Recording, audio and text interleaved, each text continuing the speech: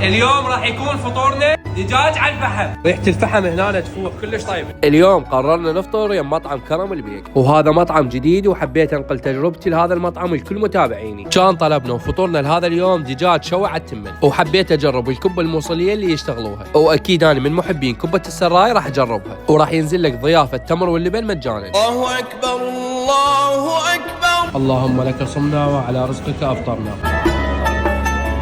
واكيد ما تكمل سفرة رمضان اذا مو عصاير طبيعية وياها. اول ما بلشت بالدجاج الشوي حبيت درجة الاستواء والتتبيلة المشتغليها، وضروري نمطرها بدبس الرمان حتى تعطينا نكهة طيبة. تتبيلة الدجاج بها نكهة حرورة كلش طيبة. سعر الدجاجة اللي نزلتها ب 10,000 دينار مع 3 انواع تمن تصير ب 12,000 دينار. ايضا جربنا يمهم الكبة الموصلية وكبة السراي، امانة كلش عجبني الطعم. كبة الموصلية سعرها 4,000 دينار، كبة السراي ب 3,000 دينار. ويا سلام على العصاير الطبيعية، سعر البطل ب 3,000 دينار والطعم رهيب. ايضا اذا كنتم من محبين الاكلات الغربيه موفرين الشاورما والكنتاكي. كان الافطار كلش طيب، واكيد راح نرجع للسحر يوم لان مسوي لنا صينيه سحور اهل.